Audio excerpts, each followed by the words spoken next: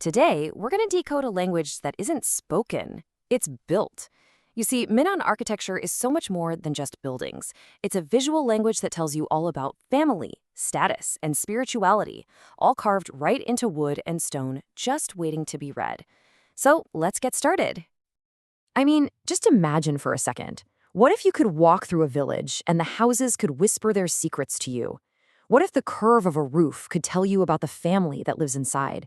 Or if the layout of a temple could actually guide you on a spiritual journey?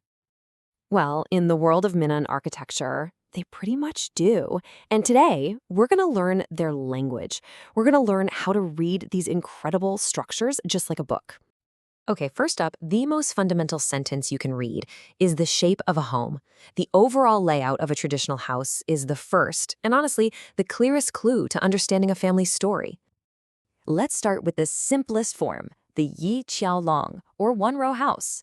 Its layout is exactly what it sounds like, a straight line, just like the Chinese character for one. It's just a single central building with no wings. This is the absolute foundational block of the whole design language. Now let's add just one wing to that basic line. What do you get? You get an L shape, and it's called a Denshin Shou. That new wing is often called a guardian dragon or a hand reaching out, almost like the main house is extending an arm to protect its courtyard. And this is where the language gets really interesting and a lot more complex. Check this out. On the left, you have the Sanya Yen. It's U-shaped with two guardian dragons, creating this semi-enclosed protective space. This was your most common rural house. But on the right, you have the Si-Hei-Yuan, which completely encloses the courtyard, kind of like the character for mouth. This layout gave total privacy and, you guessed it, was favored by much wealthier, more powerful families. The shape itself is telling you everything you need to know about social status. Okay, we've got the floor plans down. Now let's build on our vocabulary by looking up, because the roof, well, the roof is the most iconic, the most expressive part of Minnan architecture. It's the real crowning glory. Now, there are a bunch of different styles out there. You've got your simple gable roof with 2 slopes, your hip roof with 4, but the one we're really going to dig into, the one that's the most complex and distinguished of them all, is the East Asian hip and gable. I know. At first glance, it looks incredibly complicated, right?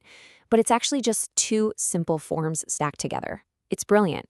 You just start with a lower hip roof, which, remember, slopes on all 4 sides. Then you simply place a smaller gable roof right on top. And boom, there you have it, a majestic, complex silhouette built from 2 very basic shapes. So now that we understand the overall shape of the roof, let's zoom in on the lines that define it.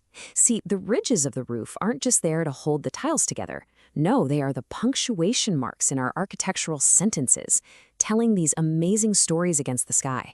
You've got your main ridge running along the very top, the hanging ridges that channel the water, and others that add support. You know, the functional stuff. But the real personality, the real story, comes from the decorative ridges.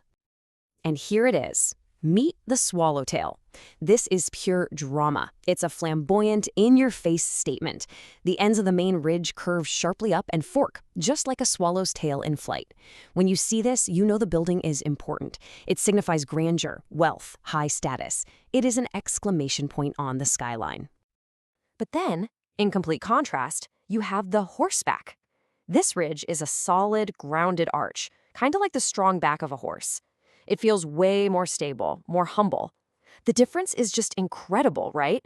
One ridge soars up to the heavens, while the other is rooted firmly to the earth. 2 totally different stories.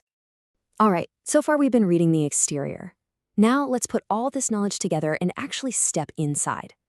Let's take a journey through a typical Minnan temple and read the secret path that's laid out for everyone who enters. Your journey begins right here at the Triple Gate Hall. This is the grand entrance, and it's always the most lavishly decorated part of the whole temple. Those 3 doorways, they're a symbolic threshold. The moment you pass through them, you're leaving the everyday, mundane world behind and entering the sacred realm of the gods. But wait, which door do you use? Well, there's a specific path to follow, and it's all based on this proverb. You enter through the dragon gate on the left to invite good fortune, and you leave through the tiger gate on the right to cast out any bad luck. That central door, that's reserved for the gods themselves. It's a choreographed spiritual journey from your very first step. So after passing through the gate, you arrive at the worship hall. This is the heart of all the activity, this bustling space where believers light incense, leave offerings, and perform rituals. It's the sacred spot where the human and the divine worlds really interact. And finally, your journey ends here at the main hall. This is the most sacred, most important, and often the most peaceful space in the entire complex. This is the spiritual core, the inner sanctum, where the temple's main deity resides. So you see, the language of Minnan architecture was never just about brick and mortar.